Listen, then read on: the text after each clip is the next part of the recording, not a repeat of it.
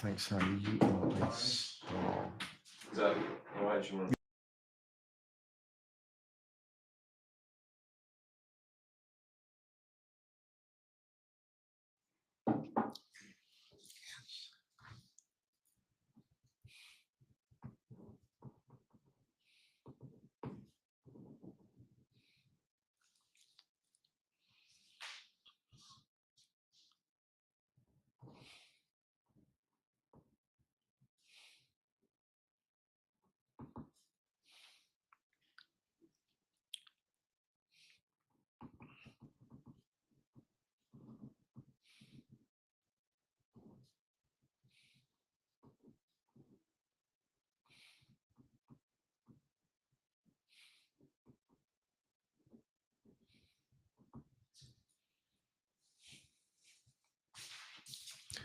All right, it's 11 a.m. Time to get this show on the road. As usual, I'll be running through the sort of week's news from investment trust land. Then I'll be bringing on Richard Williams to talk about home REIT. And finally, I'll be bringing on this week's special guest, Simon Gergel, to talk about Merchants Trust. So quite a bit of news, but there were sort of really 3 or 4 things we really wanted to pick out this week. And the first thing I sort of wanted to talk to you about was Smithson. Now, this week, Smithson has announced plans to sort of roll over into an OIC. It's going to be a new OIC called the sort of Smithson Equity Fund, and they're establishing this especially for the rollover. I think the sort of key things is it's still being managed by Fundsmith. In fact, it's going to still have the same underlying team and strategy. And for those that don't want to roll over into the OIC, you've got the option of a full cash exit that's sort of NAV less costs. That's going to be sort of offered to all shareholders for reasons I'll explain in a minute. That's actually going to be sort of quite sort of cost effective. So the reason this is happening is the board is sort of frustrated by the persistent low double sort of digit discount. It's tended to be in that sort of 10 to 15 range. They sort of considered the full range of options, tenders, conditional tenders. They consider sort of looking at rolling into an active ETF, even consider sort of managed wind down. And so they consulted with shareholders, and the sort of OIC structure alongside a full cash exit is a sort of preferred route. I think the sort of key thing is that there'll be no portfolio realignment required. I'll sort of come back to this in a minute, but in essence, because of the liquidity of the underlying portfolio, they can just literally sort of roll the thing over. Fundsmith is going to make a significant cost contribution to this, and pretty importantly, it's going to benefit all shareholders, not just those rolling into the OIC. Although the sort of way that it structures is there will be no NAV dilution of shareholders that roll into the OIC. I think Fundsmith are effectively covering the cost of establishing all of that. And actually, apparently, it's going to be sufficiently efficient that you'll be sort of well into getting 99p in the pound if you roll into the sort of cash option. Just prior to the announcement, it was trading or had recently trading around sort of 7 to 9% discount. That sort of brought that right, and as you'll see in a moment, so it's now sort of trading around the sort of 3% or just shy of 3%, and you can see that in the sort of chart here. Obviously, this is a sort of fairly decent size. So, you know, from the sector's perspective, it's a sort of 1.8 million market cap trust that's going to sort of leave the sector, which is a shame. However, we had a chat with Mike Balfour, chair of sort of Smithson, who Pete says, and the reason I've sort of put it on the slide, he says he loves investment companies, loves the structure. Apparently his pension's full of them. But he says that sort of Smithson is not taking advantage of the closed-ended fund structure.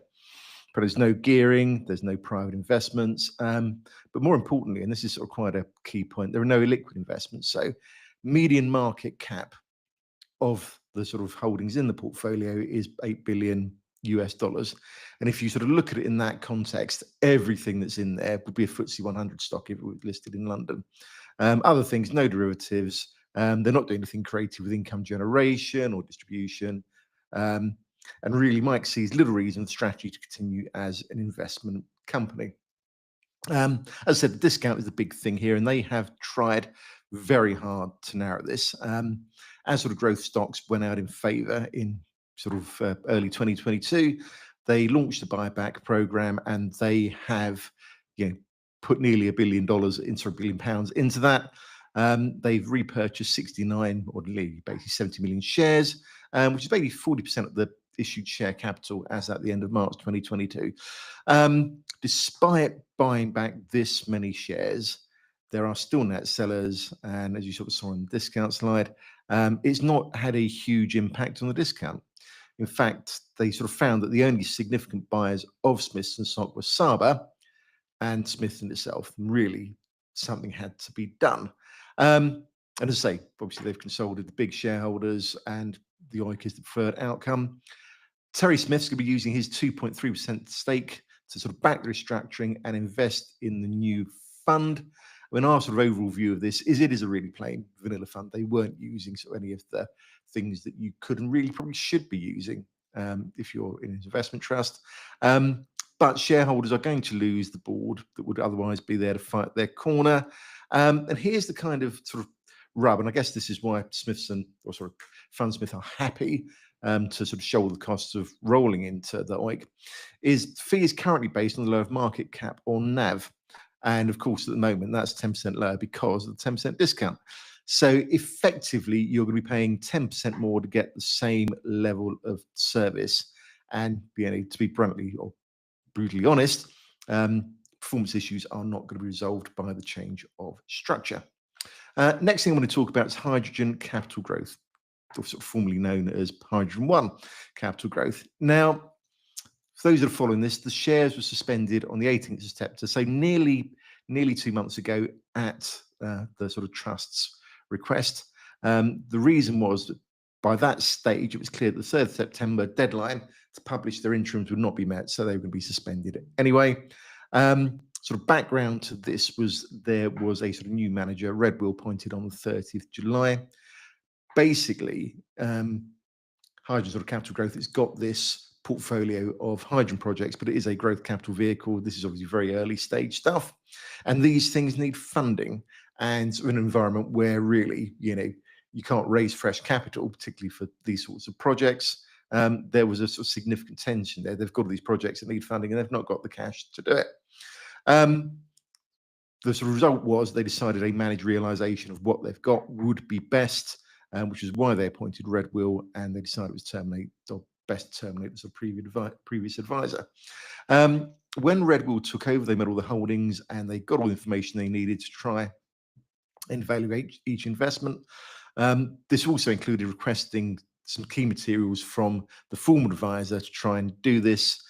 Bordenau saying that there were sort of delays in receiving that information, and also in the intervening period there were material developments in some of their holdings, and all of this combined meant that it was hampered their efforts really to get the interims together and sort of fully evaluate the portfolio. This is what delayed the interims and obviously led to the suspension of the shares. Now, as of I think yesterday, HGen has published its interims, and actually it's published its end of September NAV, which should allow the share suspension to be lifted. However, the figures are not pretty. During the first half of this year, the NAV fell sort of 54.1% to 41.48p. Overall from 116.4 million to 53.4 million, and this was driven by a huge write-down of the sort of private hydrogen portfolio, driven by a couple of things. Sort of discount rates obviously had increased sharply during the period, but also when Redwill looked at it, they felt some of the sort of assumptions were generous, and actually fundamentally, more realistic assumptions were applied across, the sort of core holdings. Now, sort of looking at the end of June NAV, which allowed pump the interims, versus the end of September NAV, there's a further 17.5% drop in NAV to 34.23 pence. I mean, the position is that several portfolio companies have value, but they still require funding, and HGen has run out of cash. And what they have found is, those sort of partners in those projects that can still stand there, and I guess others' shares want hefty dilution to continue funding these projects. So the sort of net result is HGen has kind of moved from being a growth vehicle to really a sort of special situations vehicle, but a concentrated one. Really, sort of 4 projects: Sunfire, Elcogen, Hyrock, and Strom account for the bulk of the remaining value. Obviously, this managed realization strategy makes sense, and there is clear upside if those sort of key assets can execute and they can attract capital on reasonable terms. But investors need to be aware that obviously the outcomes here are now highly sensitive to what happens in companies who are very company specific, and obviously the board's ability to avoid sort of forced value destructive exits, which may happen. There's obviously certainly risk of happening because it's difficult for them to stand their corner. Last thing I wanted to talk about was Worldwide Healthcare's interims. Wanted to finish on a sort of higher note here. So, first sort of 6 months of its financial year, which is to sort of interims to 30 September, it returned 5% in NAV total return terms. Share price total return 10.9% because of a sort of decent narrowing of discount. Now, this is significantly ahead of sort of what happened with its benchmark, the MSCI World Healthcare Index, of 5.3% or negative 5.3%, and this is despite sort of significant sector headwinds, which I'll come on into a moment. But obviously, this is NAV outperformance about 10.3 percentage points, and I said discount narrowed from about 12.4 to 7.4%. As I said, sector has faced significant headwinds. Key things are sort of Trump's push to lower drug prices in the US. His big argument is that the US is effectively sort of subsidizing other nations because their healthcare costs, or drug pricing specifically, it should be in line with other developed markets. And obviously, if this comes to part, there's this big worry about what this is going to do to their margins. And also because of this, there were potential trade tariffs targeting specific healthcare products, which obviously another overhang on the sector. As you'll sort of see in the next slide, as markets rebounded sort of post the tariff sell-off, healthcare, like everything else, actually bounced, did well, but it was still left behind, or sort of pharma specifically. Biotech, as we discussed elsewhere on the site, did particularly well. And you can sort of see it here, in case of Worldwide Healthcare, it did suffer, obviously in the run-up to Liberation Day, but has recovered strongly. It's worth remembering this is a decent sized fund, about 1.5 billion market cap. Now, in terms of these results, what's actually happened here? Well, specifically, and this is sort of a benefit of active management in this space, it's sort of got a long-standing tilt away from large policy exposed pharma and towards high growth areas, and these have done well. The other thing that sort of did well is it's got this proprietary sort of basket of M&A targeted biotech names, and that did well. And that accounted for over half of the return during the period, and it highlights the value that's been available in the sector. I think it also did well out the Carif Life Sciences IPO, which also brought down the level of the unquoted holdings as well. But this is kind of the really interesting thing. If you sort of look at the view, managers feel that obviously healthcare has for some time been climbing this wall of worry around US drug pricing. And then in 2025, you threw in tariffs and actually further political noise from the Trump administration. However, they think these recent Trump RX deals that have been struck with sort of Pfizer and AstraZeneca could be a significant breakthrough. They say that these appear to resolve many of the sort of worst case fears on tariffs and pricing, and they still allow the industry to earn an acceptable return. And we think if this is true, healthcare could be moving past a sort of major overhang. At the same time, obviously, you've got innovation in biotech, medtech, and obviously Asian healthcare, and these all appear to be gathering place. And if this all comes to pass, the sector could be well placed to outperform. It's food for thought. Right, now I'd like to bring on Rich to talk about Home REIT. Thank you, Matt. Yeah, so just really quickly want to cover off Home REIT. So I think I hope most people are up to speed with what's gone on here, so I won't cover that. But they did announce this week that they have agreed or were in exclusive agreements with Patron Capital to sell the majority of its remaining properties, so about 700 for 123 million. Now, this is a 10.5% discount to their most recent valuation, which was at the end of August. And obviously, they, like with all of these, they say there's no guarantee that will go through and stuff. But if all goes to plan, it expects this deal to conclude by the end of this year or early next year. So there's a remaining portfolio of about 150 or just over, and they say that was valued at 18.25 million at the end of August. But this comes a couple of weeks after they did a sort of a trading update where they said they were in negotiations to sell the whole portfolio, and they expected that to conclude by the end of this year. So I'm not 100% sure what's happened there, but it seems like this, if all goes to plan, this big chunk of its portfolio will be sold off. So good progress there. We go on to the next slide.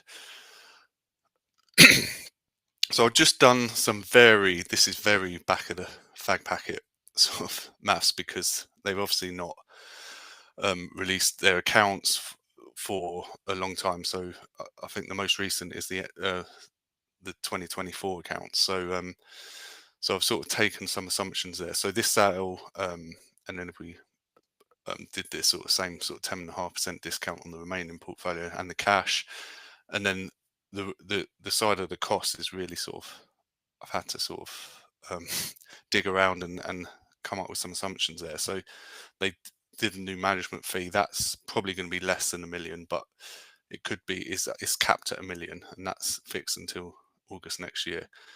And then other costs up to 3 million, and then legal fees is where the big thing comes in, as I'll come on to in a minute.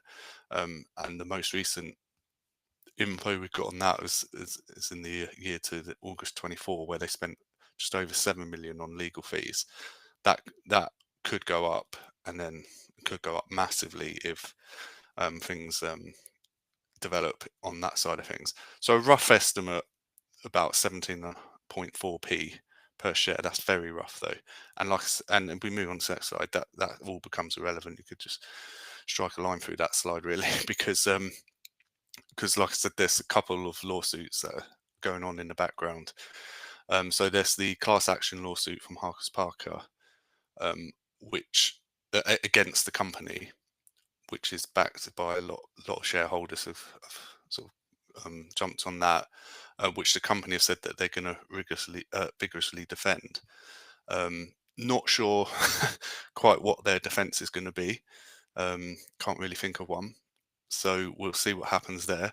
The company is also suing the former manager, Alvarium, and then you may have seen a couple of months ago that has now gone into administration. So that may sort of frustrate them on what they can get out of the former manager. And also going on in the background is an FCA investigation, which they'll obviously need to lawyer up on that to make submissions to and stuff. So, and there's been a complete lack of any updates on any of this action going on. So it's impossible to assess the outcome and the likely cost to the company. But they did cancel their share premium account earlier this year. So they now have a special distribution pot of around or just under 600 million. How much that will go to shareholders in the lawsuit, how much will be returned to all shareholders, is very much up in the air. Like how long's a piece of string, really. So good update on the sale of the portfolio. Obviously 10% discount's not great to already very, very heavily discounted properties, but we do need an end game here, really. So seems like we're getting closer, but it could drag on for many years if this lawsuit goes through the courts and back and forth and stuff. So we'll have to wait and see. But there's the update there on Home REIT. Thank you.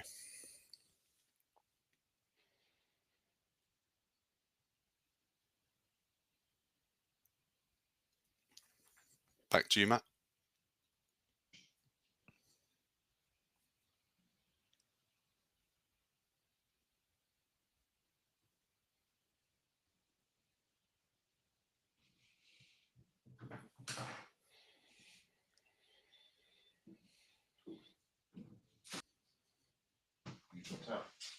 No, I can see. Right. Thanks, Rich. That's really, really helpful update. Be interesting to see where that goes. I think this could be quite a long-winded process. Anyway, right, now it's time to bring on this week's special guest, Simon Gergel, who's going to talk to us about Merchants Trust. Hi, Simon. Good morning. Welcome to the show. Matt. Hi, good morning.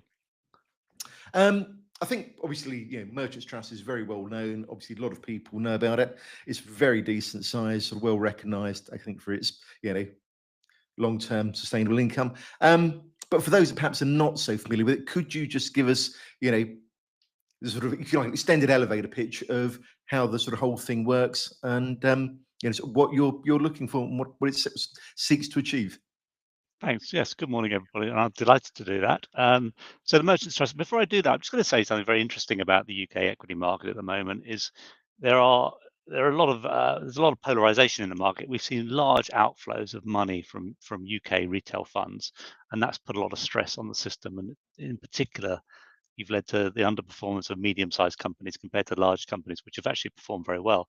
So for the first time in about 20 years, the medium-sized companies yield significantly more than the large-sized companies. I think that's something really notable and really unusual. So I thought I'd just start with that. But yeah, getting into Merchants Trust specifically, Merchants is an investment trust that's been around for 135 years.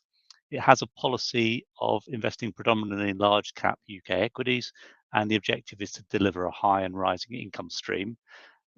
Our Merchants is a dividend hero. It's raised the dividend every single year for 43 years. The current yield's just over 5%. And it's got a strong long-term performance track record from a high conviction, actively managed and value-orientated portfolio. And the third thing to say at a high level is we have one of the lowest management fees in the sector, 0.35% of gross assets, and we have a very experienced board of independent directors who are there to represent shareholders as they are in any investment trust. So just talking about the dividend track record, I mean, one of the great features of investment trusts, you touched on it earlier, is that directors can put money away into reserves in good times to keep growing the dividend in tougher times. The directors of Merchants have used that ability very carefully and very sensibly over the last 43 years, putting money away, say, before the financial crisis, before the COVID pandemic, and then drawing on those reserves in the tougher years when income was under pressure to keep growing the dividend to shareholders. As we sit here today, the dividend reserves at the end of last January were 18.8 pence, something like 60% of last year's full dividend. So significant reserves for the future, and the income outlook remains pretty solid in the portfolio. So we are hopeful we can continue that track record. If we then move on to what we're trying to do, how we pick stocks. First thing to say is we are high yield investors. We are investing in high yielding companies, and some people think there might be a conflict between investing in high yield companies and the total return you can generate. Actually, surprisingly, perhaps the evidence is to the contrary. High yielding companies, on average, have delivered better returns compared to the market. This chart on the right hand side shows 25 years of data, and you can see that the top quartile of companies in terms of yield has delivered the best return and significantly better return than the market overall over 25 years to the end of last year. Actually, the top decile, which is the very top 10%, has not been quite as good as the top quartile. There are more value traps, high companies with high yields that shouldn't necessarily be paying those or aren't necessarily such good value in the very highest yielders. But certainly overall, both the top decile and the top quartile have been good places to be. Now, we don't just buy companies because of the yield. We buy companies where we think we can make money. We think about total return we can generate, but we fish in that pond of higher yielding shares, which means that overall the Merchants Trust has a very high yield compared to the benchmark. But the individual shares are chosen for total return considerations. And we wouldn't, for example, sell a share necessarily if the share price goes up and the yield drops below the market. There's no automatic sale. We look at it very much on the total return we think we can get looking forwards. So having said that, just move on to a couple of few slides about current outlook and how we're positioned. And I'm very happy to take questions about how we actually pick stocks as well. I think if you look at the UK market, it's interesting. The last 40 or 50 years, you've seen a structural outflow from pension funds and insurance companies. So in the chart on the left shows in the light blue color, domestic insurance companies and pension funds. And when I started my career in the late 80s and the early 90s, they owned half the market in the UK. They now own about 4.5% of the equity market. They've moved to bonds, they've moved out of the UK internationally.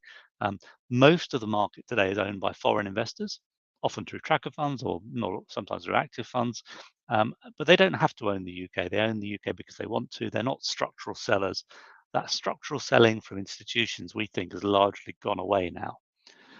We are seeing, however, a lot of selling. I have been seeing a lot of selling from retail investors, retail funds.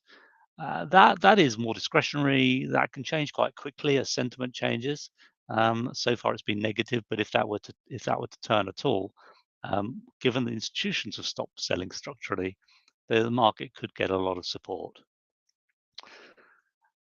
Then there's if you look at the valuation of the market, why should it get support? Well, the UK is one of the cheapest markets. I'm sorry, the chart here is probably quite hard to read on the left-hand side. It looks at the cyclically adjusted price earnings ratio, which is how much are you paying compared to the last 10 years of earnings of a UK company on average. And that ratio is about 13, 14. And that's significantly lower than other Western markets and lower than, say, the very long-term history of the United States, which is shown in the dotted line, and way below where the US is.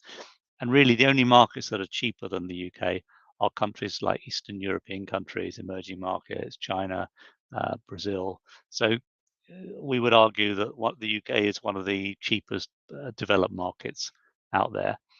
And also, if you compare the UK valuation to the world on a sector adjusted basis, which makes adjustments for the sectors in the UK stock market, again, the UK stands out on the right hand side as being very cheap compared to its history. So it's an interesting market to look at, we think.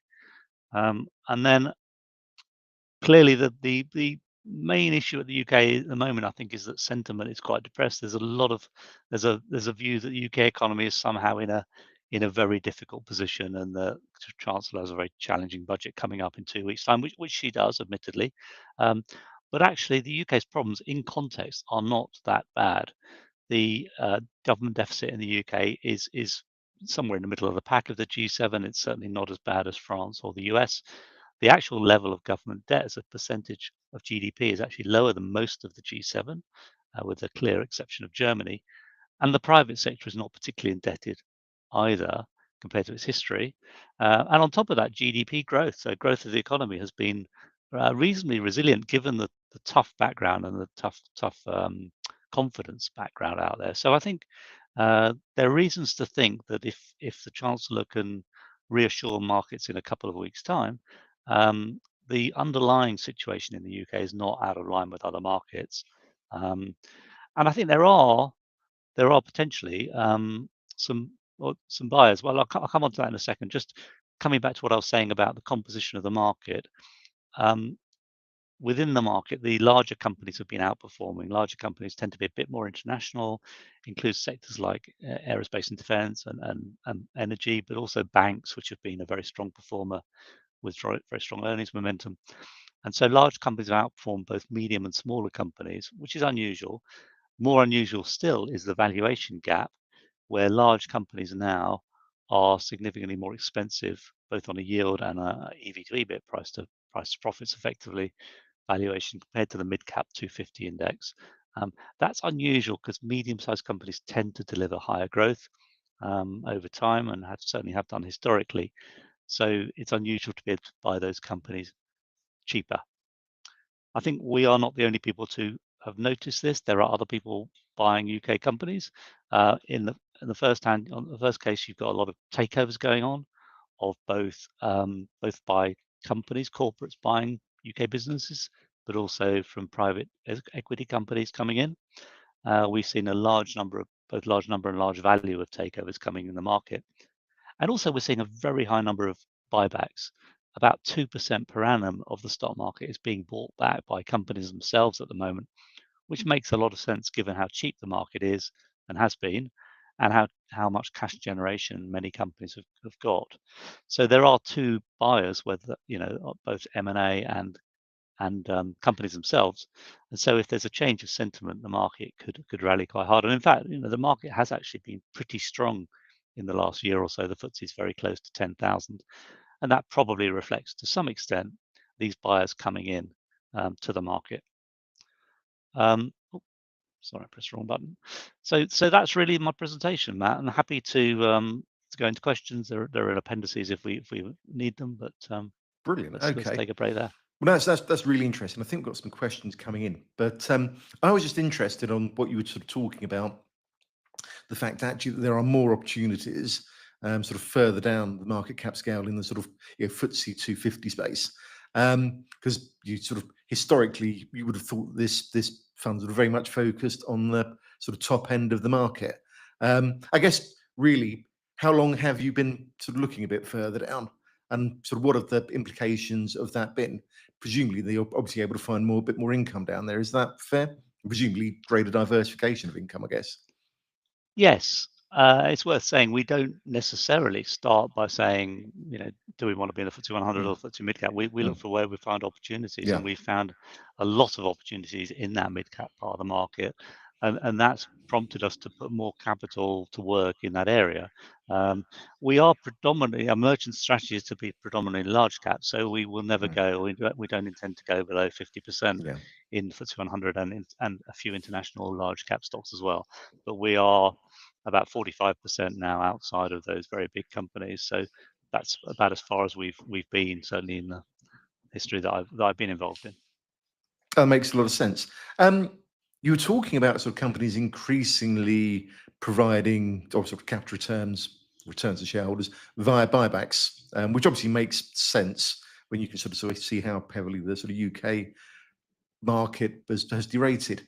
I mean, how does, I guess, that sort of impact you when you're trying to generate the income from the trust? Because obviously, if people are, or if companies are buying back shares, obviously you're getting more in terms of capital growth rather than that coming through the income. How do you manage that? Yeah, it's a really good question. So the income coming into the portfolio, the dividend growth of the companies has been a little bit subdued in the last 2 or 3 years as companies have stepped up their buybacks. I think we're perhaps getting towards a turning point. I mean, I think we're at a very interesting juncture. We need to see what happens. But companies have bought back shares. As they've done that, they've built up a buffer, which means that the cost of their dividend per share has been going. Sorry, the cost of the dividend overall might have been going down as they've reduced the share count, which should allow companies to increase their dividend per share. And also because they're doing buybacks on top of dividends, if there's any pressure, the buybacks will be cut first, probably, rather than the dividends. So the dividends should be pretty well underpinned. The payout ratio has come down a long way. I think we're at an interesting juncture, though, because as we move forward, share prices have re-rated, particularly in sectors like banks and perhaps energy. And whether companies decide to change the mix of buybacks back to special dividends or ordinary dividends again will be interesting to see. Perhaps a bellwether in this is Next PLC, which has for a long time had a really clear strategy where if the share price is below a certain level, they will buy back shares, and if it's above a certain level, they'll use surplus capital to do special dividends. They've just moved back to doing special dividends, and it will be interesting to see if other companies follow that by pushing dividends up a bit more now that they've built this buffer and their cash flows improved and the payout ratio has gone down. So I think I think we'll have to see what happens in the next quarter. We certainly, when we engage with businesses, are saying we absolutely see the benefit of buying back shares when your shares are cheap and trading well below fair value. But if they're approaching fair value or perhaps even fully valued, we would urge you to do a bit more in terms of dividends generally. Excellent. That makes a lot of sense. So we've got a question here, and maybe this is a little unfair because this is something that has sort of come out this morning, but there's talk in the press that Rachel Reeves is not going to stick to manifesto commitments, and they're not going to sort of raise income tax, which looks like it's sort of pushed bond yields up a bit. I mean, how do you think that sort of impacts your portfolio? Is that a particular concern, or? I think the biggest problem at the moment is uncertainty. So I think the market has been waiting a long time, investors have been waiting, and consumers and corporates have been waiting a long time to see what's in the budget. There's been a lot of kite flying of potential policies, and that uncertainty is damaging. I think getting the budget finally out of the way and a decision will be really helpful. I think markets would prefer something fairly straightforward that's not inflationary, like an income tax increase. But if that's been ruled out, hopefully she can find other measures, the Chancellor is, to raise the money and perhaps keep a lid on spending that will appease the bond market. As I said earlier, the UK does not have a significant problem compared to other Western markets, but there is a perception problem. So I think it's a delicate balancing act. I think the most important thing will be getting the uncertainty out of the way. And there may well be 1 or 2 implications for different sectors or different industries from what actually comes out in the budget. I think the other thing we need to keep an eye on is what it means for, as you say, for bond yields and whether the Bank of England can keep cutting interest rates. And I think that up until yesterday, it was looking very likely there'd be an interest rate cut in December. I think we'll have to see what comes out of the budget. But I think the direction of travel of lower rates over time is still intact. Yeah, that makes a lot of sense. I think all eyes on the budget. Now we were sort of talking about the ways that you use a couple of these, the sort of investment trust structures. So obviously, you build revenue reserves, etc., and you dipped into those to allow you sort of grow the dividend, etc. Are there any sort of other creative things you do on the income side? I sort of believe historically you've used things like covered calls. Do you continue to use those? And I guess in more volatile markets, are they perhaps working even better? Yeah, the word creative. Let's say the board uses the opportunities that investment trust structure gives you. So we employ gearing, the board employs gearing. There's about 13% gearing at the moment, and the range of the board's policy is 10 to 25% at the time of drawing down debt. That gearing not only should enhance the total return, provided the returns we make on the portfolio are above the cost of debt, which is about 5.2%. But also it enhances the income that we can pay out because some of the cost of the debt is charged to capital account. So that means that the revenue account benefits more than you might expect from the extra gearing. And that enhances the income we can pay out. And the second thing, as you say, is covered call overwriting. We do a modest amount of covered call overwriting on shares that we would be willing to sell at the strike price, or parts of shares that we would be willing to sell. So typically we'll say if we're willing to sell a 0.5% of this position at 10% above the current price in the next 3 months, we'll give somebody the option. We get paid the option, the trust will get paid the option, and that becomes income that can then be distributed. So we do a modest amount.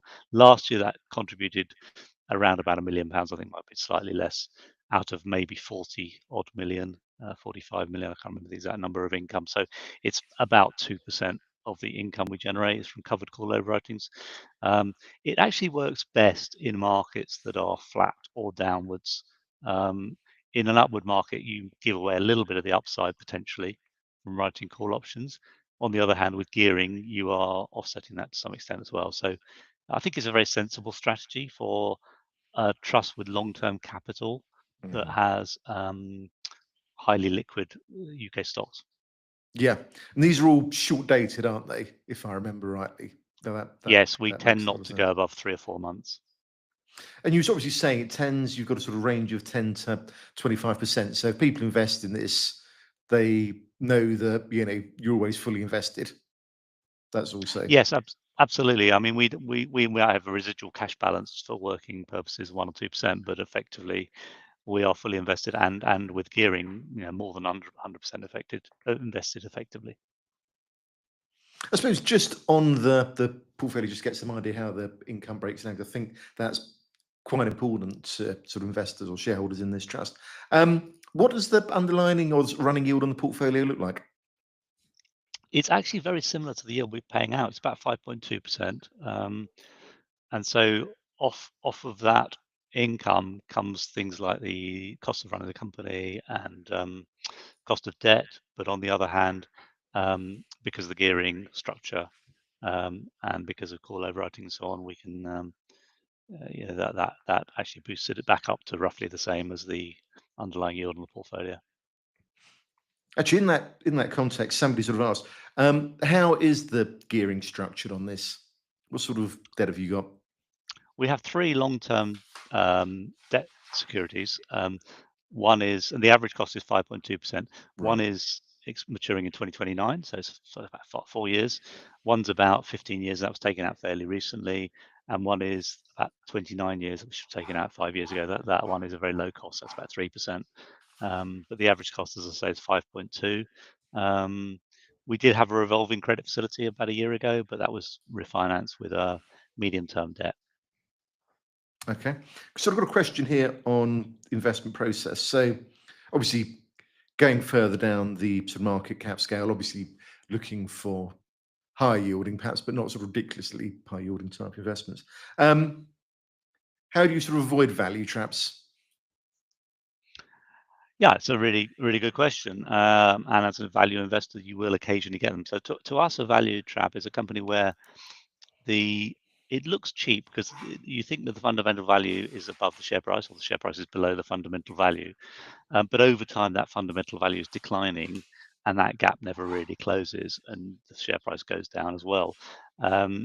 When we look at stocks, we look at three things. First is what we might call the fundamentals, and I think this is what everyone would expect us to understand: the competitive position of the company, the strength of the balance sheet, the financial profile, the management quality, all management strategy, all of those sort of nuts and bolts. We look at the valuation. We want to buy good companies or sound companies when they're cheap, and we're very valuation conscious. But the third thing we look at, we call it themes, which is really the external drivers of the industry that affect that business. And these are the most important ones are long-term themes, so structural changes, which could be demographics or digitalization or technology changes. We need to understand those external themes that are driving the businesses. And ideally, it's good to have positive themes, so demographic changes that support the investment case. Sometimes there are negative themes, and particularly with value traps, you can have negative themes which erode value slowly over time. So if there's a negative theme, we work very hard to understand that theme, and to make sure that it's fully priced in, and to keep revisiting it. And a lot of our discussions actually around the desk are about these structural challenges where there are some, and sometimes they emerge and you weren't aware of them. So there'll be things that come through that we didn't forecast. But I think a good way of avoiding value traps is always to be alert to possibility that you got it wrong, and we will get some things wrong. But also to keep thinking about those structural challenges and those sometimes cyclical challenges to companies that can mean that your fundamental investment case is actually challenged. Actually, got a question that ties in really nice to that. So somebody's asking what your sort of view is on the sort of big oil and gas majors. Obviously, you've got the likes of Shell and BP, etc., in the portfolio. Obviously, I'm conscious a lot of these are transitioning your business, but so what's your thinking around those? Yeah, it's an interesting industry because the consensus was 2 or 3 years ago that we were at peak oil demand and it was going to decline, and then gas would follow. And I think ultimately oil demand will at some point peak and decline. There's not much sign of it yet, and gas demand probably quite a bit further out because gas is a transition fuel to some extent. There's lower carbon emissions from gas than coal, say, and particularly, but also than oil. So I think you can see a decline in the medium to very long term for the hydrocarbons, but the companies are managing with that very much in mind and are managing very tight capital disciplines these days. So companies like Shell and BP are being very prudent, I think, in the way they invest, trying to standardize processes, trying to and delivering enormous efficiencies and very strong cash flow. And so Shell, for example, believe they can grow their cash flow per share by double digits till the end of the decade. And the per share focus is something we've pushed Shell to focus on for many years, and we're very pleased that they've adopted this in the last couple of years as a key focus of the business. So they are generating cash, they're buying back equity, and they're able to grow the cash flow per share. So yes, there are structural challenges long term. We can debate how quickly that's going to happen, but on a per share basis, this business is actually delivering quite strong growth. We also have some opportunities amongst smaller oil and gas companies. So Harbour is a really interesting one that has emerged as quite a large company in the last 2 years through some corporate activity, particularly, and Energean, which is a big gas producer off the coast of Israel in the Mediterranean. In particular, that's the biggest asset. Those are also interesting companies that have really strong cash generation. Excellent. If we could we just perhaps talk about the financials exposure? Because obviously you've got some of the big banks here. You've got the sort of likes of Barclays, Lloyds, etc. Obviously, financials is a big component of the sort of index, but presumably these are sort of benefiting potentially from higher interest rates if they come through. So, what's your whole view on those? Yeah, I mean, we've got a lot of exposure to financials, but it's very diversified. So we have reinsurance companies, which is a very different cycle than many others. We've got companies like Man Group and IG Group, which are more in the financial trading and investing side. But we have some of the banks. We have a couple of the large banks, and they are, let's say, they benefit more from medium to high interest rates. They don't want really high interest rates because that puts a challenge on the economy and their end customers. But they do benefit from interest rates staying higher. But we have other stocks in the portfolio that benefit more from interest rates coming down. So I think there's a bit of a balance there with the banks, but it's not all about higher interest rates. I mean, the big banks like Barclays and Lloyds have a big benefit still to come through from what they call the structural hedge, which is, if you imagine they get a lot of cash sitting in deposits, they lend some of that out in long term. They put some of that out for the very long term into the bond markets. Much of the money they lent out 3 or 4 years ago on virtually zero or very low interest rates is coming back, and they can re-lend it at much higher rates. So for the next 2 or 3 years at least, the net income they can generate from those assets is significantly higher, and that's giving them a tailwind as we go through that. On top of that, the banks are highly regulated today, much tighter regulation than they had pre the financial crisis, much stronger balance sheets, lower leverage. And the bad debt experience at the moment seems to be fairly benign. So the banks are in a good position at the moment with strong cash flow, strong cash generation, high cash returns to shareholders.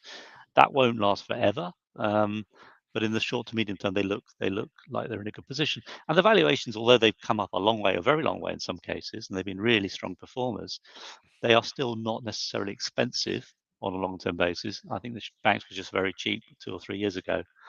So we still have quite big positions in Lloyds and Barclays in particular, and amongst the large ones.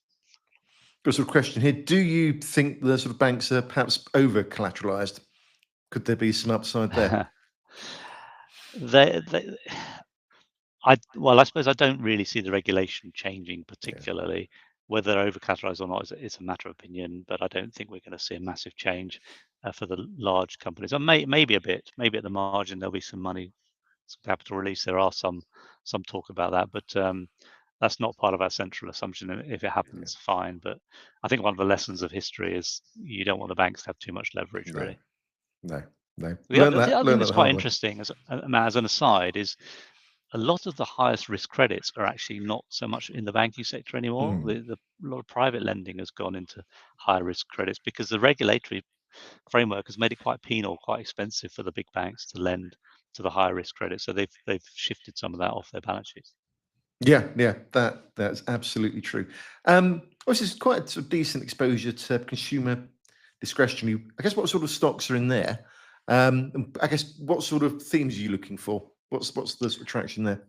Yeah, it's probably our biggest overweight, our biggest sort of position compared to the benchmark. So I think at the base of it is this view that the housing market is going to recover at some point. It's one of the Labour government's main priorities is to build a lot more houses. I think their 1.5 million target is not likely to be achieved. It's really almost impossible. But any increase from here would be really helpful. So we own a couple of house builders, but we also own companies that make building materials, building products, even a company like DFS, which provides sofas, which often benefit when people move homes.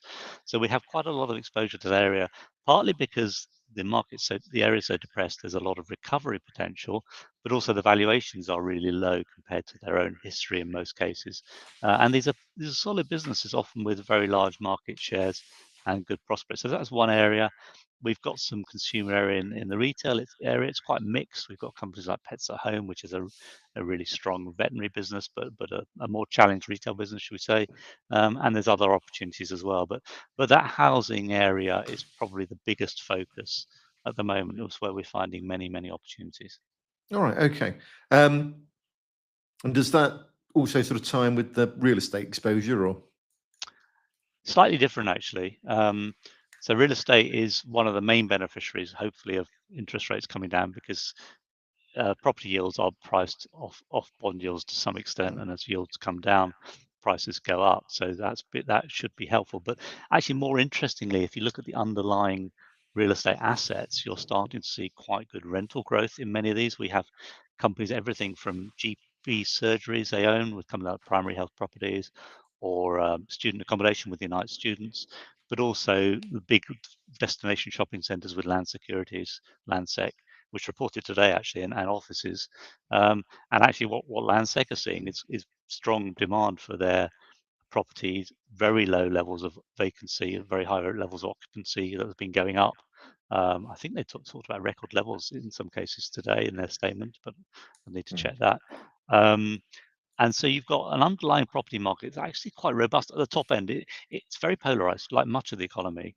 Secondary, tertiary property is under pressure, but the prime destination shopping centres, the good positioned offices are seeing demand. So you've got good fundamentals, you've got low vacancies in most cases, decent rental growth coming through, and yet valuations are not only are yields quite high, which is prices are depressed, valuations are depressed, but also the discount that you can buy companies at in many cases has been very high. So it's a great opportunity, we think, to look at real estate, and it's one of our biggest active positions in the portfolio again. Excellent. This sort of coincides that we've talked about, obviously, a couple of your large active positions, obviously in the consumer space and real estate. Where else have you sort of got significant overweights? Those are some of the biggest ones. We've got quite a bit in reinsurance, which is a sector with its own cycle where pricing has actually been pretty firm. That's played out a little bit. We've got positions in utilities. We've actually seen pretty good performance from SSE in the last month or so. Actually this week, as they announced a very large spending plan, which had been received well from the market. But we've actually got exposure in many sectors of the stock market. It's pretty diversified. Yeah. Financials you talked about is a big area, and many subgroups within financials. So it's almost, there are a few sectors we don't have some exposure to. Industrial services. We've got companies like Serco or RS, which is a distribution business. So it's quite broadly spread. Money Supermarket, now called Money Group. So it's there's a lot of different opportunities in the portfolio. I suppose one thing we've not sort of touched on is mining. I noticed obviously you've got Rio Tinto sitting in the sort of top 10, and obviously materials has traditionally been quite a big chunk of the sort of index, but presumably because historically they've not been the best dividend payers, although that has improved with sort of better capital allocation choices. I'm guessing maybe that's come up a bit. But what's your overall view on materials? Yeah, it's hard to generalize because you need to think about the individual commodity exposures. We have had for quite a long time a positive view on copper because it's clear the demand for electrification, for data centers, even before data centers for electric vehicles, and distribution is growing rapidly, and there aren't that many new copper mines coming through. So we've been very positive on copper. We have a position at a company called Atalaya, which mines copper in Spain, actually funny enough from the original Rio Tinto mine. And that has performed extremely well in the last year or so. Rio is a more diversified business. Actually, iron ore is its biggest exposure, but it does have a large position in aluminium, which is also a beneficiary of electricity demand growing. But also, it's got a big and very fast-growing copper business as well. To the extent that aluminium and copper are becoming a much bigger part of the business than they were a few years ago, and that is so we're quite comfortable with the positioning of Rio. It does actually pay quite a high dividend yield, and it's got some low-cost assets, and the valuation is very reasonable. So, Rio is a good position, but we don't generalize in the mining sector. There's lots, you'd have to look at each company very differently, very individually. Yeah, no, that makes a lot of sense. Obviously, it's very sort of UK centric. Got a slightly cheeky question here. What brings the sort of UK market back?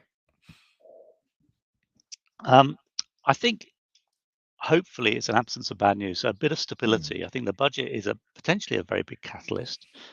The UK market's actually been performing very well. I think you said it earlier, Matt. The UK market is up significantly this year and even over 2 years.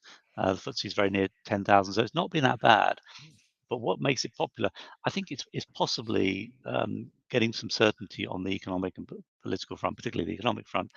Also, there's a chance that if we have problems elsewhere, the UK might be seen as a bit of a safe haven. So I don't know what's going to happen in the US in the technology area. That's been very strong, and that's certainly sucked some money out of other areas. But if that ever changes, I think the UK might be seen as a bit of a safe haven. So there's a couple of possible catalysts, but catalysts are always much easier to spot after the event than they are ahead of time. Absolutely. Just sort of question here: are there any stocks in the portfolio you particularly like at the moment? All of them. Yeah, I was about to say it's No, just difficult to asking to choose it- between your children, isn't it? Really? yeah, I mean, if you look at our biggest active positions, that gives you a clue. Yeah. But I think there's. No, I wouldn't want to single out any particular one, Yeah. but I think there's a lot of. I think as a general point, the medium-sized area is more interesting than the very large FTSE 100 stocks, which have Yeah. generally performed quite well, but not all of them. Okay. I'm sort of conscious that we're running out of time. Just sort of probably time for a couple more questions. Just one here. How much does the portfolio tend to turn over in a typical year? Yeah, that's a really interesting question. Normally it's around 20 to 25%, i.e. we turn stocks around over 4 to 5 years. This year it's been running a bit higher, about 28% last time I looked, because we've seen so many individual opportunities, both to buy stocks, and I talked about some of the interesting opportunities, but also we've had companies like Next, which have performed really well, reached fair value in our view, and we've sold them. Tesco has done very well. We've had quite a few companies that have performed well, and we've exited them. So there's been much more rotation this year than the normal. In fact, we talked about that in the interim report, which came out a month ago or so. Yeah. So if anyone's interested, they can look that up. There are more companies than normal going in and out of the portfolio, but normally it's around about 20 to 25%. Yeah. What is the sort of level of active share on this typically? 74% at the moment. Yeah. It's been over 70, which is pretty high for a UK income trust, income fund, because the market's so concentrated, particularly the income area in some of the big large stocks like the BP and Shell and the banks, that to have a 74% active share is actually very, I would say very, very active, very high, very concentrated portfolio. Yeah. Obviously, you are part of a big asset management group. Does that bring any advantages in terms of research? Oh, it brings massive advantages. I mean, we've got a large team that work with me, well, both directly on this trust, on this strategy, but also more broadly, people looking at other ideas, and many of the portfolio stocks, again, in the portfolio have come from other team members or other colleagues and companies we've met many times, because of that broad spread of people and resources, Yeah. and obviously technology as well. I think the other thing is we get great access to management in the same way Right. that many investors like to hear from me as a fund manager talking about what I'm doing. We like to meet and challenge the directors, the executives, and also the non-execs of companies we invest in. And that access, although we don't get privileged information, we do have the ability to ask questions that we think are relevant about how that company allocates capital or other issues. And working for a large asset manager gives us great access to management as well, which is a big advantage. That makes a lot of sense. As I said, just conscious of time. So I guess before we wrap this up, why merchants and why now?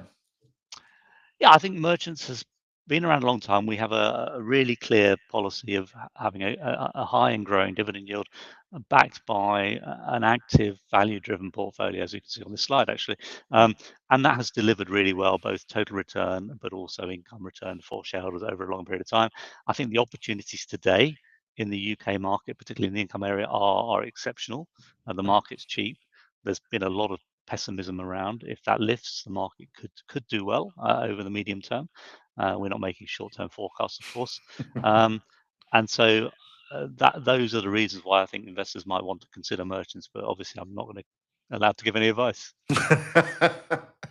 No, brilliant. Well, look, thank you, Simon. That's been a super update. I think we've actually covered a lot of ground and really had a good dig into sort of how it works and sort of what it looks like. So hopefully we can get you back in another year's time and get an update about how it's all going on. Would be a pleasure. Thank you for your time today. It's been really good. Thanks. Okay. Before we tie up, I think there's a tiny bit of housekeeping. So obviously this is the disclaimer that pertains to sort of Simon's presentation. Obviously very much encourage you to read that. If you haven't got time to look now, so please come back and just have a look. Similar thing with us. Please sort of take some time to have a look at those. And then obviously we'll see you again next week when we'll be speaking to Alex Crook from Bankers. But thanks very much, everybody, and have a great weekend.